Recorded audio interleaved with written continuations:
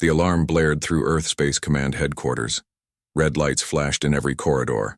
Officers ran to their stations, their boots echoing on the metal floors. "Sir, you need to see this now," said Hanbin, his eyes wide as he handed Admiral Sung-ho a datapad. Admiral Sung-ho looked at the screen. His coffee cup slipped from his fingers and shattered on the floor. "This can't be right," he whispered. "Run the scans again." Hanbin shook his head. "We already did 3 times. It's the Pathfinder, sir. It's back." For 12 years, the Earth exploration ship Pathfinder had been gone. Earth's first ship with a faster-than-light drive had vanished during its test flight near Jupiter. Everyone thought it was destroyed. Its 40 crew members were mourned as heroes who died pushing humanity to the stars. But now it was back, floating silently in Jupiter's orbit. Dr. Ji-Soo Kim stared at the large screen in the command center. The ship on the screen looked like the Pathfinder, but also different.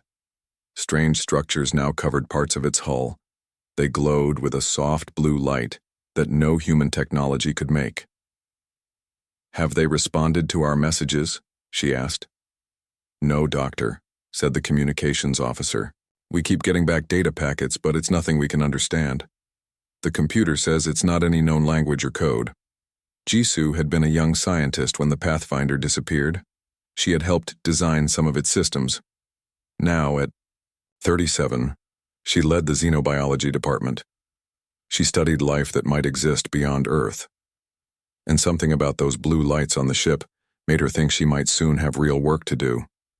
Admiral Sung-ho entered the room. The talking stopped. Everyone stood straight. "At ease," he said. "Dr. Kim, I need your team ready in 2 hours." "Sir, we're sending you to the Pathfinder. Find out what happened to that ship and its crew." The transport ship Horizon moved slowly toward the Pathfinder. Ji-Soo looked out the window at the ship that had been missing for 12 years. Up close, the changes were even more obvious. The strange blue structures were not just on the hull. They seemed to be growing from it, like metal plants. "Those aren't human-made," said Hanbin. The young AI specialist hadn't stopped staring since they left Earth orbit. "No," agreed Ji-Soo. "They're not." Their team included 6 members: Ji-Soo, Hanbin, 2 security officers, a medical doctor, and an engineer. All wore standard spacesuits with extra air and safety gear. No one knew what they would find inside. "Docking in 3 minutes," said the pilot. Ji-Soo checked her tablet. The docking bay of the Pathfinder was still sending out the automatic signal that allowed ships to connect. At least that system still worked normally. The Horizon shook slightly as it connected to the Pathfinder. Red lights turned green. "Seal is good," said the pilot. "You can board when ready." The team gathered at the airlock. The security officers, Gil-Soo and Tae-min, went first, their hand lights cutting through the darkness beyond. "Air pressure is normal," said Gil-Soo. "Oxygen levels safe, no obvious dangers." Ji-Soo took a deep breath and followed them into the ship that had become a legend. The halls of the Pathfinder were dark, but not completely. The strange blue lights from outside also grew inside, running along the walls like glowing veins. They gave off just enough light to see. "Main power is off," said Won-shik, the engineer. "But these, whatever they are, seem to be providing some energy." The team moved carefully toward the bridge. The ship felt empty. No signs of struggle or damage, just silence and the soft blue glow. "It's like they all just walked away," whispered Hanbin. When they reached the bridge, the doors opened automatically. Inside, screens flickered to life as they entered, showing data in strange symbols no one recognized. "Check for the ship's logs," ordered Ji-Soo. "Maybe they're still in the normal system." Hanbin sat at the main computer. "Most of the original systems are still here, just changed somehow. I'll try to access the captain's log." After several minutes of work, the main screen changed. Captain Tae-ho Park's face appeared. He looked tired but excited. "Ship's log, EES Pathfinder. Day 87 since departure," he said. "Day 87? Muttered Ji-Soo. "They were only gone 3 months." From their perspective, Captain Tae-ho continued. The Seers have completed the first phase of modifications to our ship. They say we'll be able to return to Earth soon. The crew members who volunteered for the enhancement process are still in treatment. The rest of us are learning as much as we can about their technology." He smiled. It was a smile full of wonder. "They've shown us things I never imagined possible. Stars up close. Worlds that make Earth look primitive. They call us the young ones with old souls. They see something in us that many other species don't have." His expression grew serious. "I'm sending 5 of my crew back in the ship. The rest of us will follow later after we complete the exchange agreement. The ship contains data cores with technology the Seers are sharing with us. It's their way of helping us prepare. I wish I could explain more, but you'll understand when you see it all." He looked directly at the camera. "We're coming back, but we're not alone. Prepare Earth. This changes everything." The log ended. "Who are the Seers?" asked Gilsu. "And where's the crew he's sending back?" added Taemin. A soft hum filled the bridge. The blue lights pulsed once. "Something's activating," said Wanshik, checking his equipment. "Power levels rising throughout the ship." "Hanbin, can you access the ship's schematics? See if anything has changed in the layout?" asked Jisoo. Hanbin worked quickly. "There's a new section where cargo hold 3 used to be. It's using most of the power." Jisoo made a decision. "Let's check it out, stay alert." The team moved through the ship toward the cargo hold. As they got closer, the blue light grew stronger. The air felt charged with energy. The cargo hold doors were gone, replaced by an arch of the same strange metal that grew throughout the ship. Beyond it was a large room filled with 5 tall cylinders. Inside each cylinder was a human figure, floating in clear liquid. They appeared to be sleeping. "They're alive," said Minji, the medical officer, checking her scanner. "Strong vital signs, but there's something odd about their brain patterns." Jisoo approached the nearest cylinder. Inside was a man she recognized from the Pathfinder's crew files. Do-hyun Kang, chief engineer. His skin had a faint blue tint, and there were markings on his arms that looked like circuits. "These must be the crew members Captain Tae-ho mentioned," said Jisoo, "the ones who volunteered for enhancement." As she spoke, Do-hyun's eyes opened. They glowed with the same blue light that filled the ship. He looked directly at Jisoo. His mouth didn't move, but she heard his voice clearly in her mind. "We bring gifts from the stars," he said, "and warnings of what waits beyond." The other 4 figures began to wake up too. The ship hummed louder. Outside, in Jupiter's orbit, the Pathfinder began to glow brighter, visible even from Earth's telescopes. Humanity's greatest leap was about to begin. The 5 stasis pods were moved to Moonbase Alpha. Earth's leaders decided it was safer than bringing the changed crew members to Earth. The pods were placed in a special lab with the highest security. Dr. Jisoo Kim hadn't slept in 3 days. She watched as technicians prepared to open the first pod. Inside was Do-hyun Kang, the engineer who had spoken into her mind. "Are we sure this is safe?" asked Jun-ho Bae, the Earth Space Command director. He had flown from Earth just for this moment. His face showed his worry. "No," Jisoo said honestly. "But we need answers." The pod opened with a soft hiss. The blue liquid drained away. Do-hyun's eyes fluttered open. The blue glow in them had dimmed but was still there. "Where am I?" he asked. His voice was normal now, not in their minds. "Moonbase Alpha," said Jisoo. "You've been gone for 12 years, engineer. Kang." Do-hyun sat up slowly. The strange circuit-like patterns on his skin seemed to shift and move. 12 years? He shook his head. "It was only 3 months for us." "That's what Captain Tae-ho said in his log." Jisoo nodded. "Can you tell us what happened?" Over the next few hours, Do-hyun told his story. The other crew members were woken, too. Medical Officer Yuna Jang, Navigation Specialist Jin Woo Park, Communications Officer Mi-suk Lee, and Security Chief Hyun Ki-yoon. All had the same blue-tinted skin and moving patterns. They sat in a large meeting room. Earth's leaders watched through screens from their own countries. We were testing the FTL drive near Jupiter, Do-hyun explained. The jump worked, but something went wrong. We ended up near a star system we didn't recognize.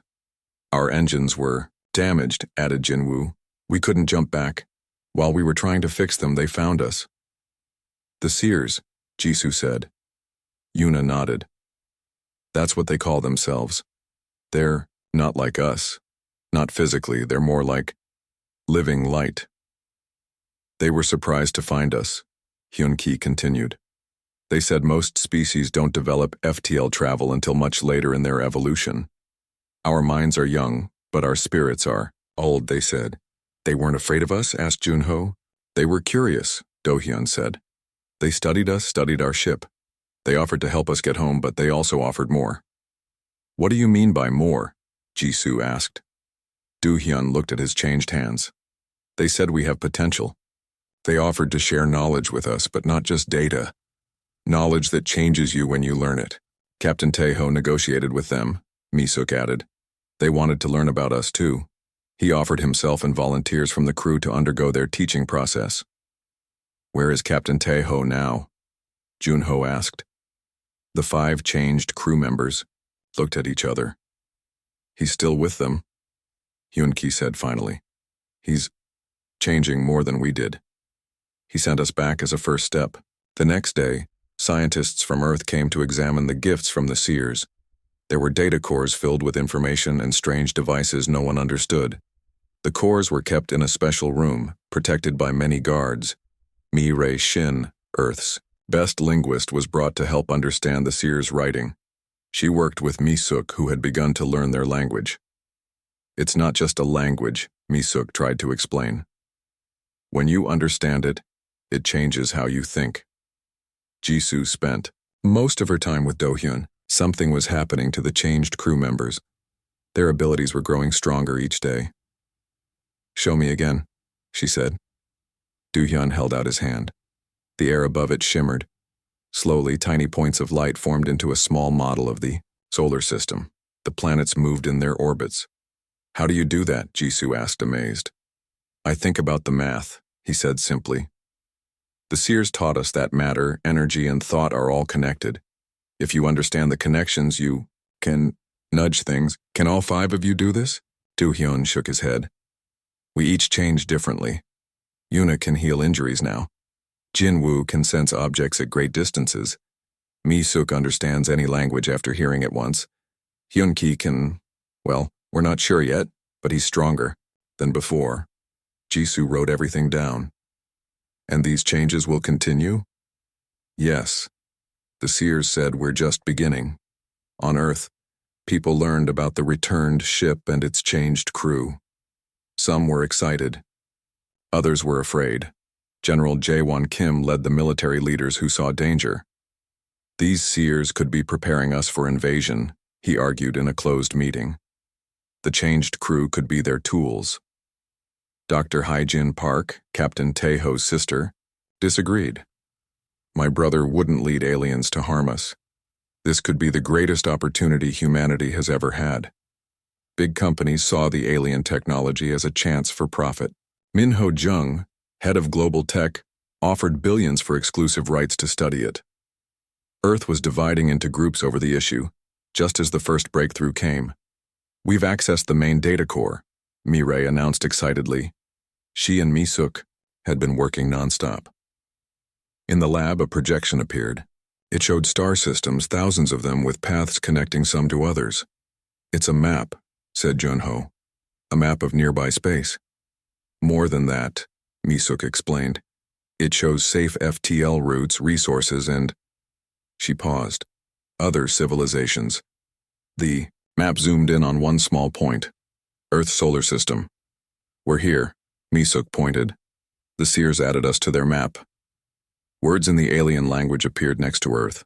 What does it say? Jisoo asked. Mi-rae looked troubled. Potential allies. Developing species.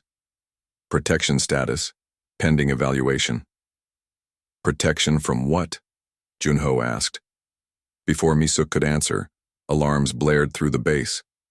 They ran to the security center. On the screens, they saw Hyun Ki floating 3 feet off the ground in his quarters. The air around him crackled with energy. His ability is emerging, Do-hyun said. He needs help. Jisoo looked at the screens showing Moonbase, then at others, showing news from Earth. Protests were happening in major cities. Some people wanted the alien technology, others feared it. It's happening too fast, she whispered. Do-hyun touched her arm. His skin was warmer than normal human skin. The seers told us there isn't much time, he said. Earth needs to be ready. Ready for what? Jisoo asked. We're not alone in this galaxy, Do-hyun said. And not everyone out there is friendly. On the screens, Hyun Ki's blue glow grew brighter. On Earth, the debates grew louder. And somewhere, in distant space, Captain Taeho was changing into something beyond human, preparing to return with a message that would change everything. The revelation had begun. Humanity's greatest challenge was coming. 1 month after the Pathfinder's return, Earth was no longer united. The alien technology had caused deep divisions among nations, companies, and people. General Jae-won Kim stood at the head of a long table in the United Nations building. His uniform was crisp, his face stern. These gifts from the seers are a trap, he said firmly. We should lock them away until we understand them fully. Across from him, Dr. Hai-Jin Park shook her head. Captain Taeho's sister had become the main voice for using the new technology. We don't have time to waste, she argued. The data cores show at least 3 other species know about Earth now. Some are not friendly. All the more reason to build our defenses using technology we understand, General Kim replied. Min Ho-jung, the CEO of Global Tech, smiled slightly. My company has already begun adapting some of the simpler seer technologies. We could have working prototypes in 6 months. Director Soo-jin Hwang, who had been appointed by the UN to keep the peace, raised her hand. Let's remember that the changed crew members warned us this technology comes with responsibility. It's not just about what we can do with it, but what it might do to us. The meeting ended with no agreement, like all the others before it. On Moonbase Alpha, Jisoo watched Do-hyun carefully. The engineer had grown even more strange in the past weeks. The blue patterns on his skin glowed brighter. Sometimes he would stare at nothing for hours, as if seeing things no one else could. What are you looking at? She asked him. Do-hyun turned to her slowly. Possibilities, he said. The seers showed us how to see the paths ahead. You can see the future? Not exactly. I see likely patterns, like ripples in water. He pointed to a wall. It seemed normal to Jisoo, but he touched it and the wall became transparent. Beyond it was a view of Earth, beautiful and blue. Jisoo gasped. How did you do that? I adjusted the molecular structure, he said, as if it were simple. The seers taught us that nothing is solid if you understand it properly. That's impossible, Jisoo said. But she was looking right at the impossible. Do-hyun's expression grew serious. You need to warn Earth. The traditionalists are planning something dangerous. General Kim met with leaders from 12 nations in a secure room with no electronic devices. They believed the changed crew members could spy on regular communications. My team has prepared a special forces unit, he said. We will take control of the Pathfinder and all alien technology. We'll move it to a secure location for proper study. What about the changed crew? Asked one leader. They'll be contained for study as well, General Kim answered, for their own safety and ours. The leaders agreed to the plan. Operation Safe Haven would begin in 3 days. On the other side of the world, Dr. Hai-Jin Park met with scientists who supported using the seer technology. My brother chose to stay with the seers for a reason, she told them. He believes this is our only path forward. But the technology changes people, said one scientist. The crew members are becoming less human, or more than human, Hai-Jin suggested. Evolution has always been our path. This is just the next step. Some nations are already using parts of the technology secretly, another scientist reported. Russia has built energy systems based on the seer designs. Japan is working on new medical treatments. The United States is rumored to have a new defense system. The world is changing, He-Jin said. We need to guide that change, not fear it. On Moonbase Alpha, alarms blared again. Jisoo ran to the main lab. All 5 of the changed crew members were there, standing in a circle. They glowed with blue light, their eyes fixed on something only they could see. What's happening? Jisoo asked. The Pathfinder's AI core has activated, said a technician. It's sending out some kind of signal. Stop it, ordered Junho, who had just arrived. Shut it down now. Technicians tried, but the signal continued. On screens around the room, they could see the Pathfinder in its dock. The blue structures on its hull pulsed with light. It's a beacon, Do-hyun said suddenly. It's telling the galaxy we're here. Why would it do that? Jisoo asked. Because it's time, said Yuna, the medical officer. Captain Taeho is coming back. General Kim's forces moved toward Moonbase Alpha in 3 stealth ships. They carried special equipment designed to contain the changed crew members. Team 1, prepare to dock, the commander ordered. Remember, use the neural disruptors first. We want them alive. As the ships approached the moon, their systems suddenly failed. Engines died. Life support stayed on, but nothing else worked. What happened? The commander demanded. Through the ship's windows, they could see Moonbase Alpha, glowing with blue light. The same light that covered the Pathfinder now spread across the moon base. Sir, said a soldier pointing out the window. Look. A new ship appeared near the moon. It was smaller than the Pathfinder but had the same blue glow. It moved in ways that seemed impossible, changing direction instantly without slowing down. That's not one of ours, the commander said. On all communication channels, a message played in a voice that was both human and not. This is Captain Taeho Park of Earth. I have returned with knowledge that will save humanity. The division must end. The leap must begin. The new ship docked at Moonbase Alpha. The changed crew members stood in a line, waiting. The door opened, and Captain Taeho stepped out. He no longer looked fully human. His skin glowed from within. Where his eyes had been, there were now pools of blue light. When he moved, he seemed to leave trails in the air behind him. Brother, Yejin whispered. She had arrived on an emergency shuttle just minutes before. Taeho turned to her. His face softened. Sister, he said, I have seen the future of our kind. It is beautiful, but the path there is hard. What happened to you? She asked. I became the bridge, he said, between humanity and what we can become. He turned to address everyone present. His voice carried easily, though he spoke softly. The seers are not the only ones watching us now. 3 predatory species have noticed Earth. They hunt young civilizations, taking their resources and enslaving their people. The first of them will arrive in less than 2 years. The room was silent. Even General Kim, watching through a secured video link, said nothing. The seers have given us a chance, Taeho continued. The technology to defend ourselves. But it requires unity. The division must end.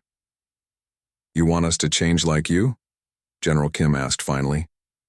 To become something not human? No, Taeho said. I chose this path to understand what was possible. Most humans will remain as they are, but we must use what we've been given. Together.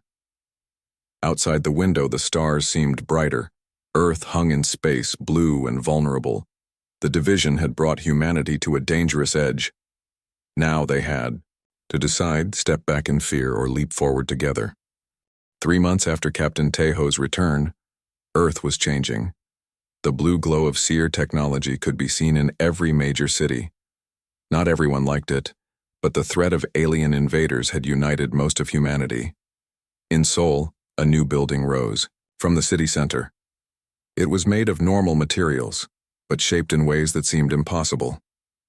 Inside, Captain Taeho met with world leaders. The first ship will finish next week, he said.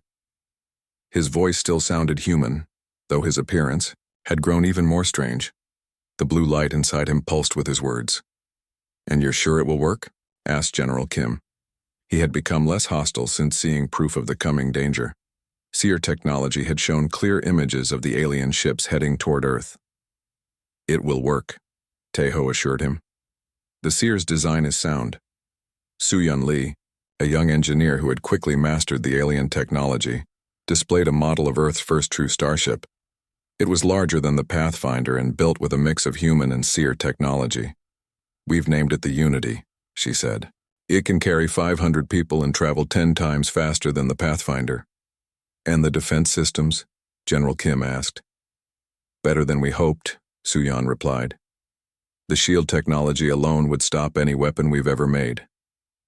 Dr. Hyojin watched her brother with both pride and sadness.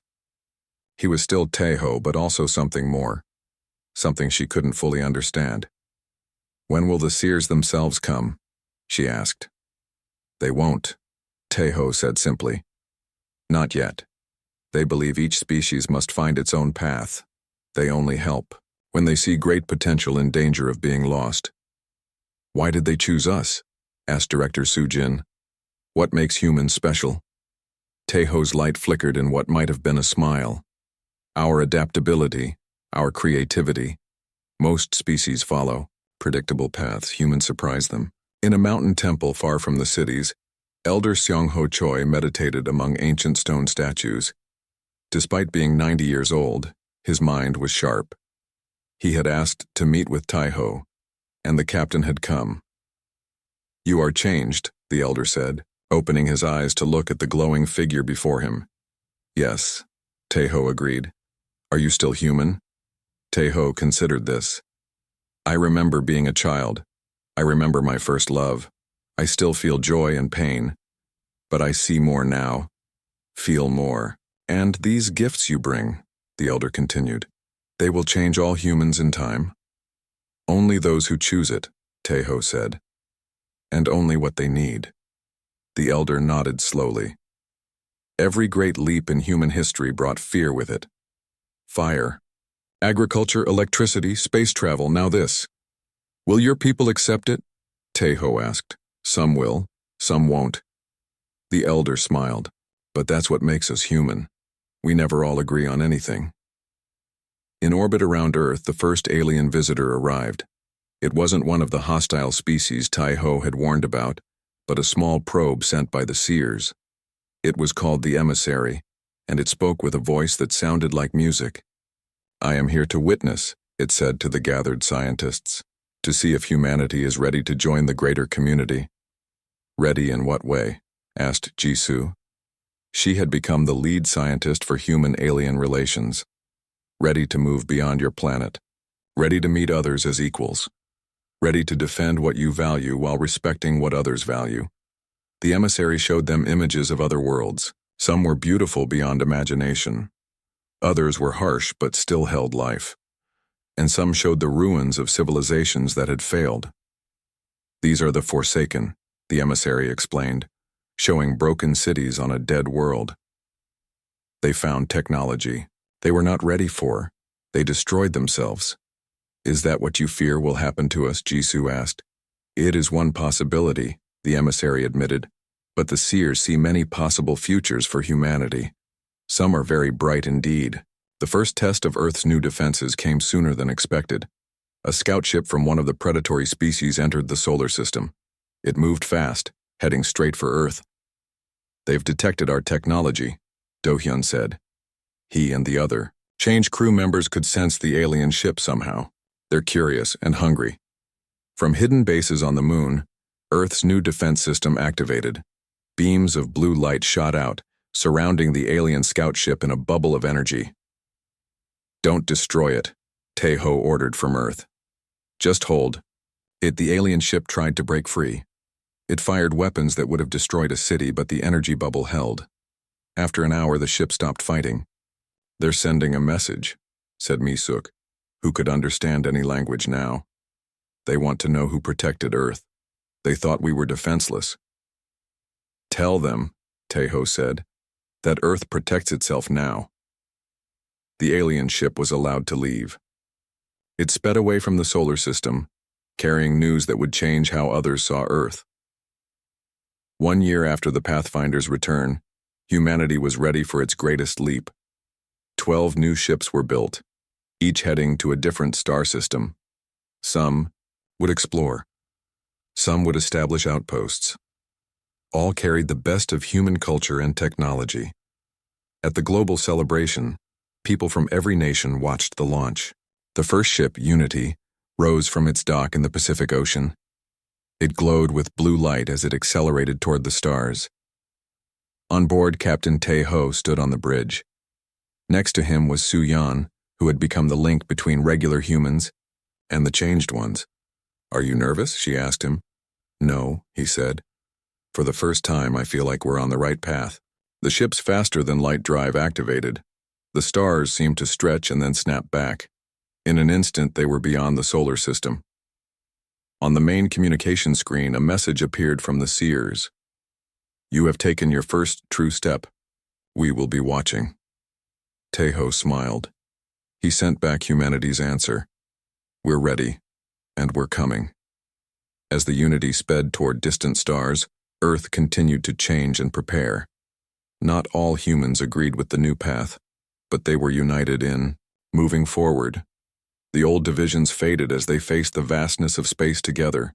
The vanished Earth ship had returned, and humanity's greatest leap had begun.